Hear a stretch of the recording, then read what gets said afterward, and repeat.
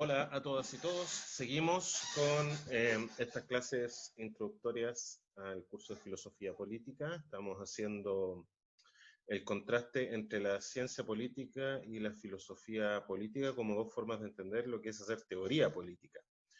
La clase pasada estuvimos señalando algunos rasgos característicos de la filosofía como modo de reflexión. Y hoy día vamos a entrar a revisar un poco qué sería la filosofía política como tal, ¿no? Entonces, bueno, nosotros al principio de estas clases señalamos de que consideramos una relación crítico-cooperativa entre la ciencia política y la filosofía política, lo que significa fundamentalmente decir que eh, no es que la ciencia política sea absorbida por la filosofía política, como ocurría antes, ni tampoco que la ciencia política piense que puede prescindir de ciertos elementos que le aporta la filosofía política. Y ahí entonces viene la pregunta, que ¿cuál es la utilidad de la filosofía política para la ciencia política? Una primera instancia es que cualquier aproximación a la política, a las formas de gobierno, a las ideologías políticas, eh, a las concepciones que hay detrás del ejercicio político, eh, y también la misma ciencia política como ciencia, siempre tiene unas premisas filosóficas o teóricas que están de alguna manera presupuestas, tácitas, para la investigación, ¿no? O sea, siempre hay un componente de filosofía en cualquier teoría política, en cualquier ideología política, incluso en las mismas, como presupuesto, en las mismas formas más concretas de hacer las cosas cuando uno gobierna o cuando uno es un ciudadano, cómo se ve a mismo como ciudadano, ciudadana, etc. ¿Ya? Entonces la filosofía política de alguna manera tendría que esclarecer respecto a la ciencia política, ¿qué hay de filosofía en la ciencia política, pero fundamentalmente en la política, ¿no? La ciencia política puede haber una área específica, una especie de crítica filosófica a la ciencia política, pero en realidad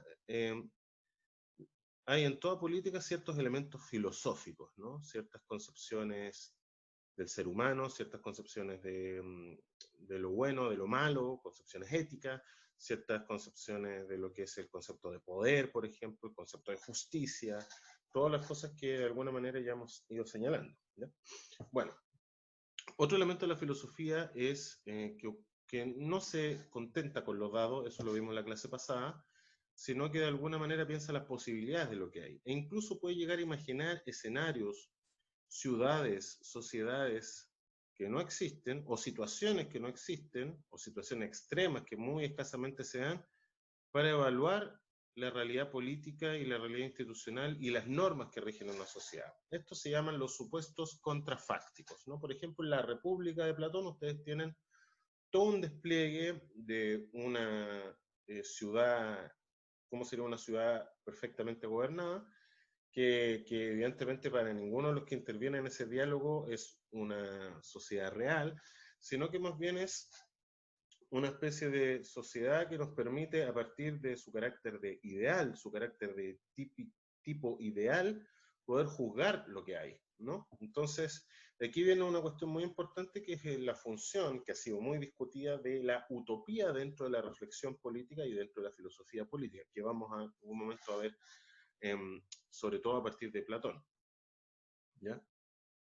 Eh, la filosofía política tiene, para algunos autores, por ejemplo, Leo Strauss, Carl Schmitt y otros, tiene como función destacar los elementos permanentes en la política, ¿ya? Es decir, ¿qué es lo político? Porque llamamos a muchas cosas políticas, ¿no? Llamamos a salir a la calle a protestar, que es político, llamamos que, que cierto tipo de relaciones de poder que se dan en el trabajo, en la familia, en la pareja, son políticas.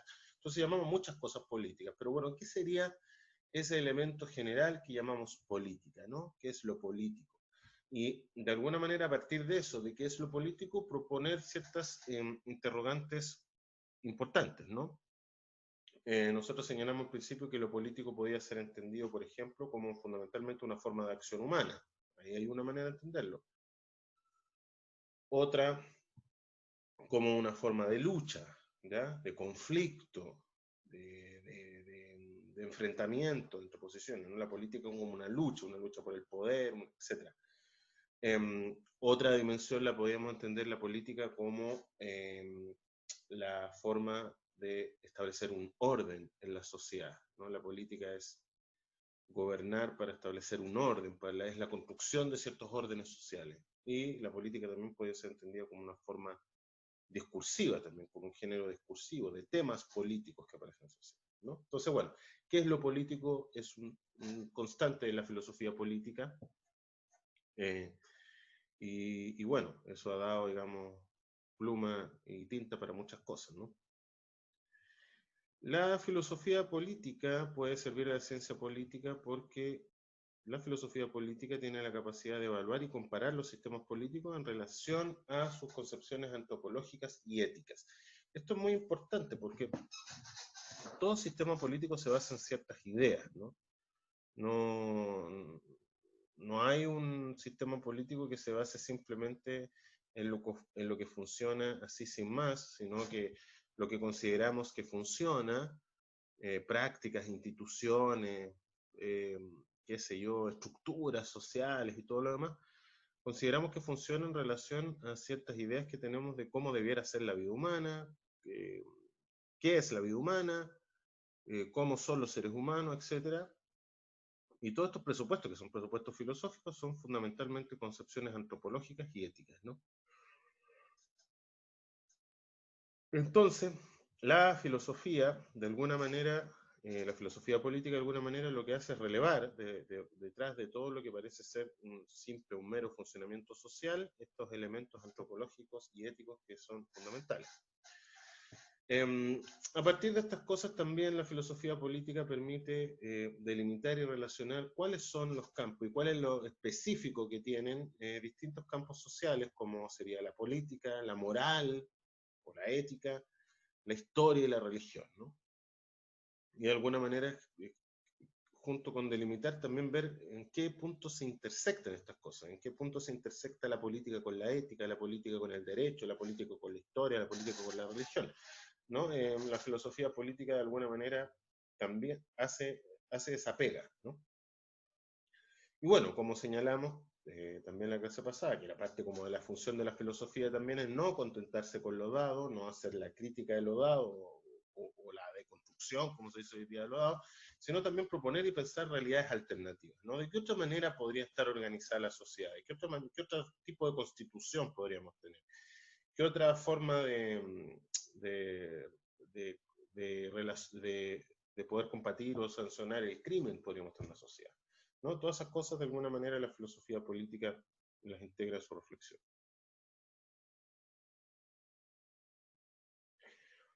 Bueno, uno podría también hablar de la filosofía política en los términos más clásicos que se habla, que es una forma de conocimiento que tiene un objeto de conocimiento, un objeto de estudio, un objeto de examen, un objeto de análisis, ¿no?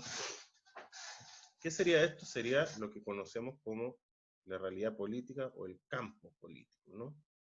Hay una parte de nuestra vida social, de nuestras formas de vida, que podemos identificar claramente como política. Ahora, esto es interesante porque gran parte también de lo que consideramos qué es lo político, qué entra dentro de lo político, qué no, también es objeto de disputas políticas, ¿no?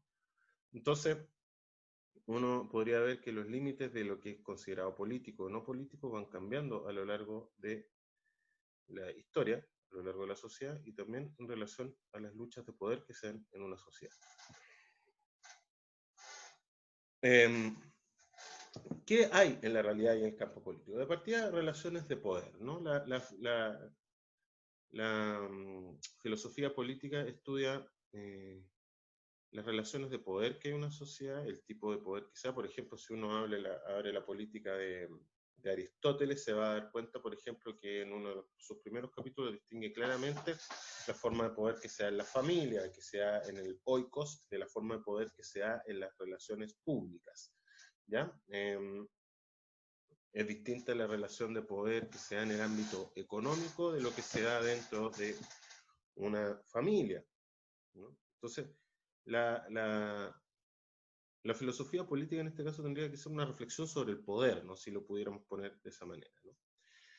Eh, la, junto con relaciones de poder, esas relaciones de poder nunca se dan de manera tranquila, de manera mecánica, sino que siempre hay una fricción entre los intereses, entre los poderes, entre los valores, entre las concepciones del mundo, y eso da lugar al conflicto y la lucha. Por lo tanto, lo que uno va a encontrar en la realidad política, en el campo político, es que no hay una convergencia social inmediata, de que todo el mundo crea lo mismo, que piense que todo es lo mismo bueno, sino que uno va a ver diferencias, va a haber pluralidad, diferencia, va a haber conflicto. ¿Ya? La filosofía política, además, estudia las relaciones de cambio, inestabilidad, crisis y continuidad que se da entre los distintos regímenes políticos, y dentro de un régimen político, dentro de la historia, de la trayectoria, los distintos momentos que va experimentando, ¿no? Una reflexión, por ejemplo, clásica de la filosofía política clásica es cuáles son los sistemas políticos más estables, cuál es la receta para poder tener un sistema político, un régimen político más estable. ¿Por qué entran en crisis los regímenes políticos? Por ejemplo, una teoría que está en Platón y que está de alguna manera en Aristóteles, que cuando hay desigualdades sociales muy grandes, los regímenes políticos tienden a entrar en crisis, en luchas internas, en guerras civiles, que era una cuestión que le asustaba particularmente a los griegos, ¿no? Y por lo tanto, de alguna manera, conociendo cuáles son en el fondo las causas por las cuales no funciona, determinar cuál sería en el fondo la verdadera naturaleza de un régimen político bueno, un régimen político adecuado, que no fuera inestable, que no produjera crisis, y cómo de alguna manera se puede producir una continuidad, ¿no? Introducir cambios sin que se produzcan alteraciones. Toda esta reflexión es muy propia de la filosofía política clásica, y vamos a ver cómo va apareciendo en distintos autores. La filosofía política también va a encontrar un fenómeno en el campo político de distintas tradiciones políticas, ¿no? Nosotros vemos que el pensamiento político es algo que va mucho más allá de la filosofía política y de la ciencia política. El pensamiento político está de alguna manera en el campo de lo sociohistórico. Lo hacen poetas, lo han hecho historiadores, historiadoras, luchadores sociales, militantes de distintas causas, han ido alimentando de alguna manera distintas tradiciones políticas que nosotros identificamos como socialismo, liberalismo, conservadurismo, anarquismo, que a veces también se le llaman ideologías políticas, pero el pensamiento político no es inmediatamente, digamos, encasillable dentro de las ideologías políticas, porque el pensamiento político ha habido prácticamente a lo largo de toda la humanidad, y las ideologías políticas son un producto que surgieron después de la Revolución Francesa, ¿no? Surgió como una manera de entender cómo sistematizar eso, ¿no? Y luego se transformó, producto de un cambio de la concepción de la ideología, en Marx y en otros autores, en esta especie como sistema de pensamiento que hay dentro de los adherentes de un grupo que está en la lucha política, y que entonces llamamos ideologías políticas. Para Marx no era eso, la ideología política era algo mucho más complicado, pero en el fondo quedó asentado un poco que, así como hay partidos políticos, fuerzas políticas, tienen ideologías políticas, ¿no? Pero hay tradiciones políticas en realidad, ¿no? Que remontan a diversos momentos históricos, diversas personalidades que crearon ciertos sistemas políticos sobre la base de ciertas ideas fuerza, y todo eso, digamos, forma parte de la vida política. Y evidentemente también vamos a encontrar dentro de la realidad o el campo político ciertos sistemas sociales particulares. Una de las características de la sociedad contemporánea es que no podemos hablar de ella como si fuera un solo sistema social que respondiera a un principio, ¿no? O a un conjunto de reglas único. La forma que las sociedades se han descrito de muchas maneras en la sociología, una forma era de un gran organismo que tiene partes, pero siempre un gran organismo y que tiene una función global, ¿no? Otras metáforas han sido la metáfora de la red, ¿no? Esta cosa como nodos de grupos humanos y de organizaciones que se conectan entre sí, y esa red llamamos lo social, eso es como muy de ahora. Pero sí hay sistemas sociales, ¿no? Hay un sistema económico, hay un sistema educativo, hay un sistema, ¿no?, que están relacionados entre sí, de estos distintos subsistemas, y entre ellos forman lo que uno podría llamar forman la experiencia de lo social, ¿no? La experiencia que uno vive dentro de la sociedad, ¿no? Entonces, la disciplina de la filosofía política, ¿ya? Que estamos estudiando, intenta describir, explicar, juzgar, evaluar, prescribir, prevenir, promover, criticar, imaginar y comprender esto que ocurre en la realidad política o el campo político. Es decir, intenta describir, explicar, juzgar, evaluar, prescribir, prevenir, promover, criticar, imaginar, comprender cierto tipo de relaciones de poder, conflictos y lucha, formas de cambio social, formas de inestabilidad y crisis, qué tipo de continuidades, qué es lo que debe conservarse en una sociedad, qué es lo que debe cambiarse, analizar las distintas ideas políticas y sus tradiciones, los sistemas sociales, etc.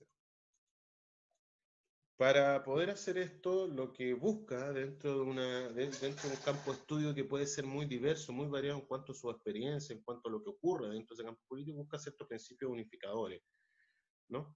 Para poder entender lo que uno podría decir que tendría que finalmente condenarnos a analizar caso a caso, sociedad por sociedad, incluso momento histórico por momento histórico. La filosofía política cree que puede tener conceptos, o por lo menos funciona sobre la base de que pueden haber conceptos que nos permiten aglutinar experiencias que pueden ser muy diversas, incluso hasta contradictorias, aparentemente contradictorias. ¿Cómo qué conceptos? Por ejemplo, el concepto de caos, el concepto de orden, el concepto de bien común o interés general, el concepto de estabilidad y crisis, unidad, heterogeneidad, lo general, lo particular, el cambio, la conservación, lo que es deseable, lo que es indeseable.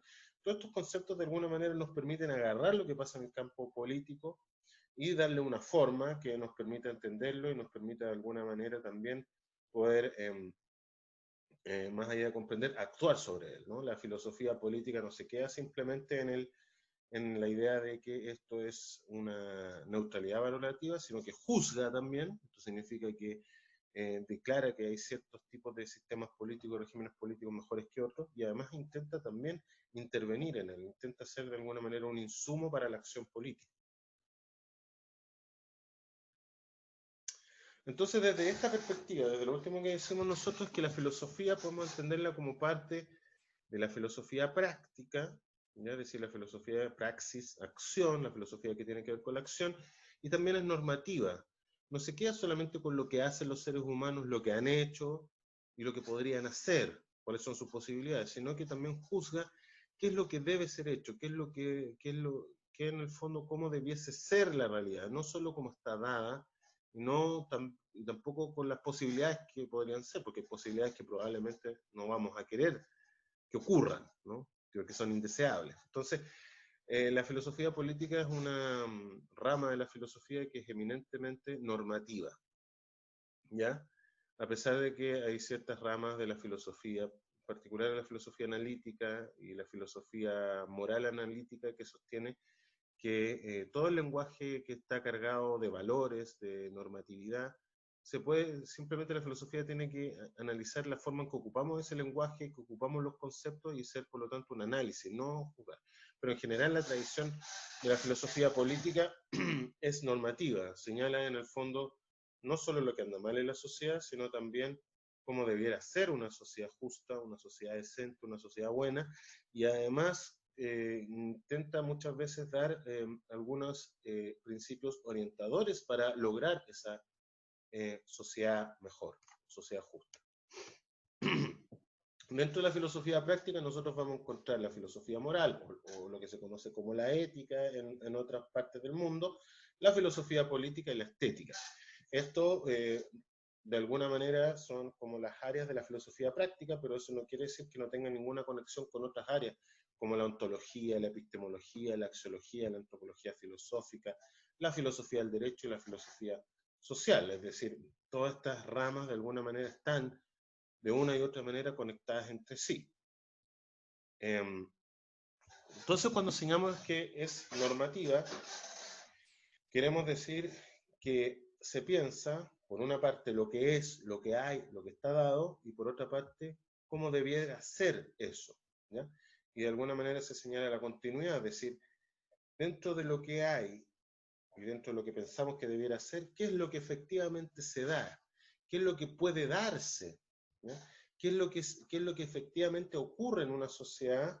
¿Qué es lo que es alcanzable o lograble por una sociedad en cuanto a lo que nosotros pensamos que esa sociedad debiese ser? Entonces se piensa la relación entre la continuidad y la ruptura también. ¿Qué es lo que falta? ¿Qué es lo que no está?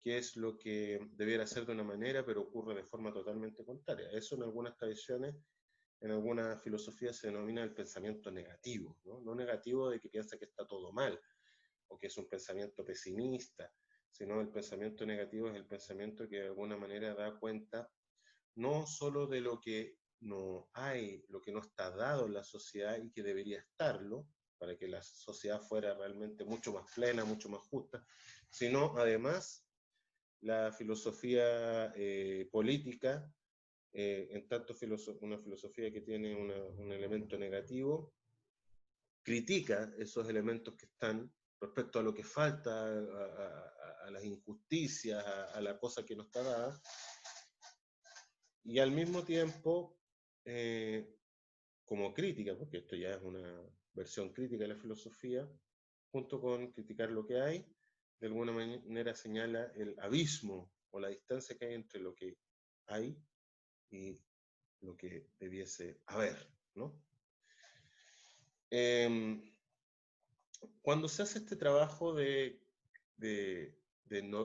una reflexión normativa desde el deber ser, siempre hay ciertos valores, ciertos principios que se elevan como una especie de guía, ¿no? Como una especie de foco que nos permite justamente señalar aquello que falta, aquello que debiese ser, aquello por lo que debiéramos bregar en una sociedad para que ocurra. Y en este sentido, por ejemplo, hay ciertos valores que para ciertas filosofías políticas se transforman en fundamentales, como el concepto de libertad, como el concepto de igualdad, como el concepto de justicia, como el concepto de fraternidad, como el concepto de sororidad, etcétera, ¿no? O sea, esta reflexión sobre el deber ser nos considera que todas las cosas valiosas valen lo mismo y sobre todo en política, ¿no? Hay cosas valiosas que son muy importantes, pero en otros terrenos, no en la política. Por ejemplo, lo sagrado. En la religión es importante lo sagrado. Pero no, uno no diría, no hay cosas sagradas en política, pero sí hay cosas muy importantes. Y estos conceptos, que son también cierta suerte de principios unificadores, nos permiten pensar entonces el deber ser desde estos ciertos prismas o valores supremos, ¿no?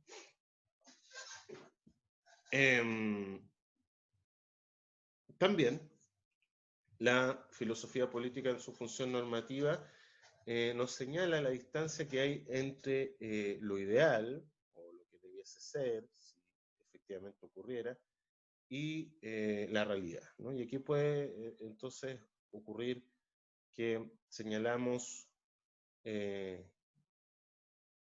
queremos por así decirlo, señalar que defender la sociedad, por ejemplo, un conservadurismo señala que señala las utopías y los ideales como en el fondo ideas que engañan a la ciudadana y los ciudadanos, lo hacen ir por cosas, por quimeras, por cosas que no van a ocurrir nunca, y le hacen no ver lo bueno que hay en una sociedad y lo que merece ser conservado, ¿no? Entonces un conservadurismo ocupa de alguna manera una cierta relación apologética con la realidad, ¿no? Lo que hay no es tan malo, se pueden hacer cambios, pero cambiarlo todo, querer quemarlo todo, querer hacer destruir todo es una insensatez porque no es capaz de ver en el fondo que muchas de esas cosas que de sociedades ideales, todo lo demás son simplemente fantasías, ilusiones que nunca se van a concretar en función de la realidad. Otra, que es una función que uno podría llamar crítica, es que estos escenarios, ciudades, sociedades ideales, supuestos contrafácticos, como lo llamamos hace poquito, nos sirven para juzgar la realidad, para juzgar las instituciones, ¿no? ¿Cuán lejos estamos de esa sociedad ideal?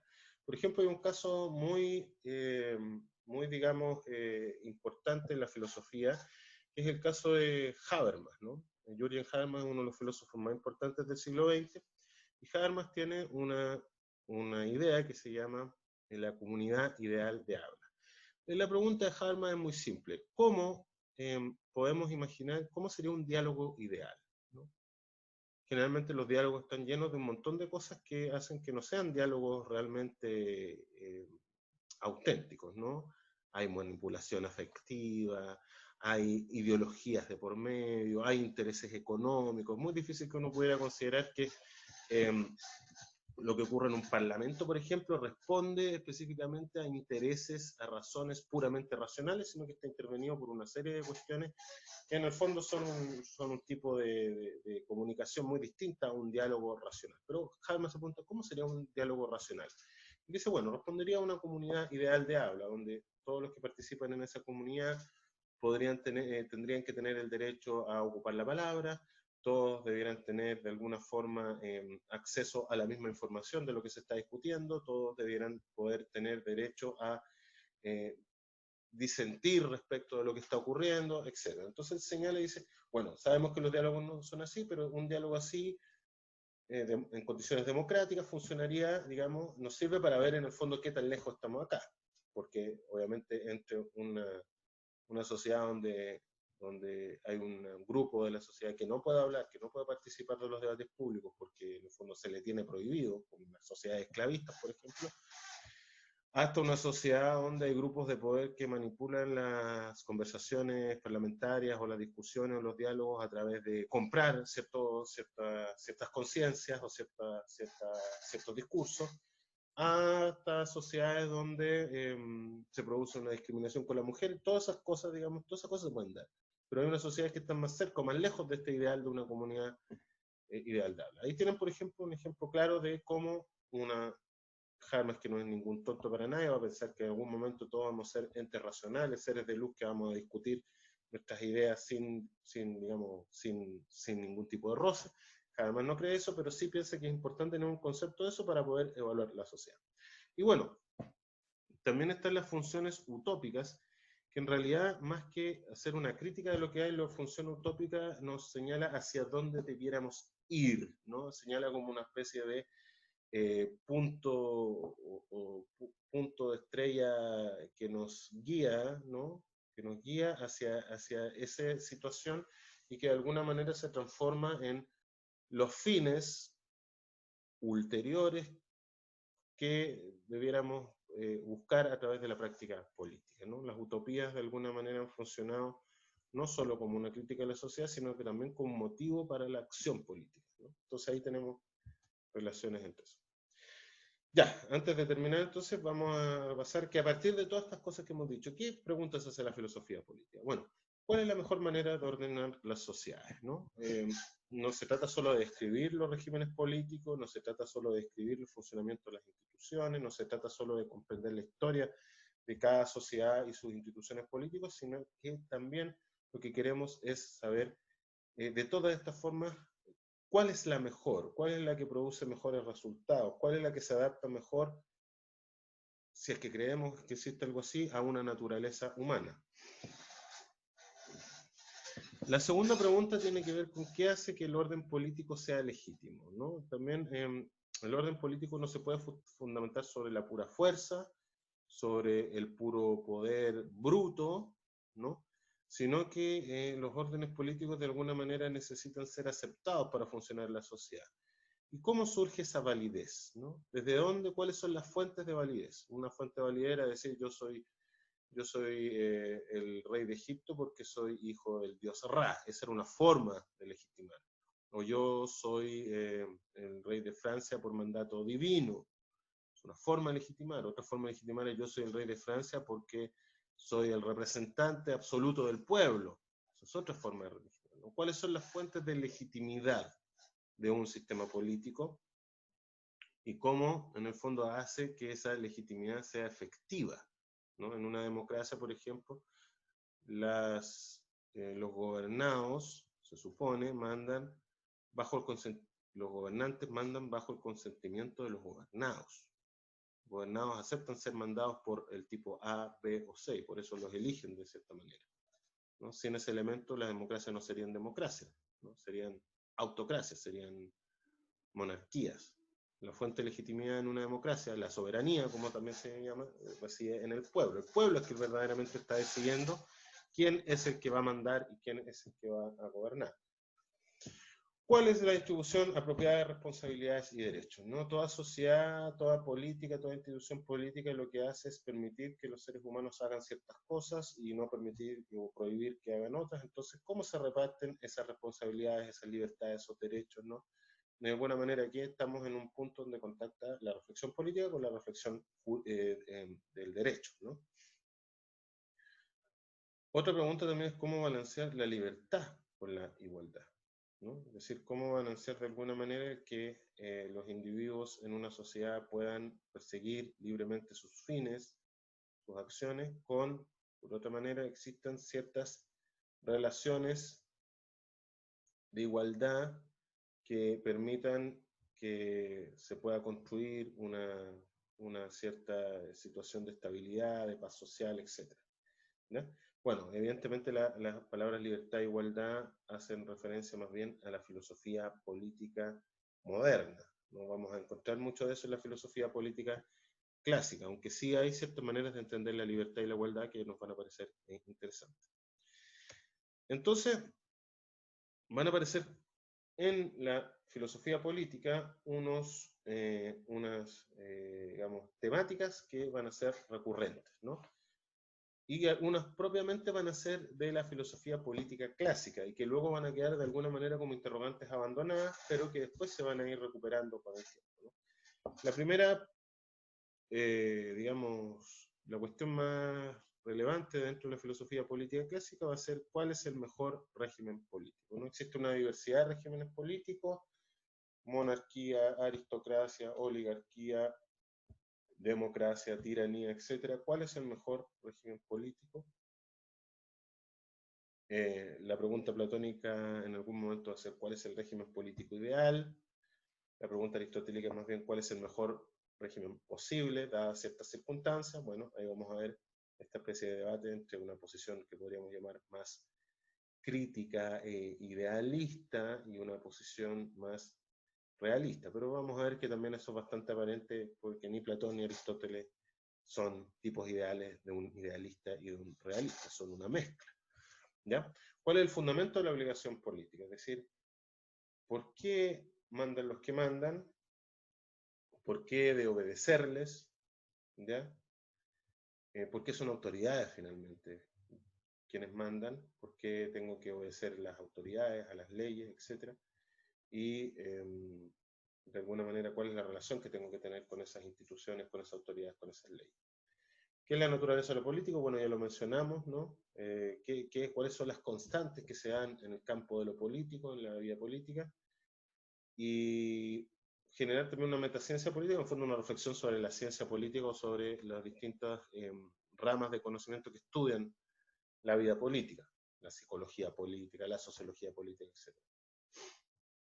Respecto al régimen político, que es una reflexión muy típica de la filosofía política clásica, se trata de investigar la naturaleza, las causas, los efectos del régimen político, ¿ya? Y de alguna manera esto se basa sobre ciertas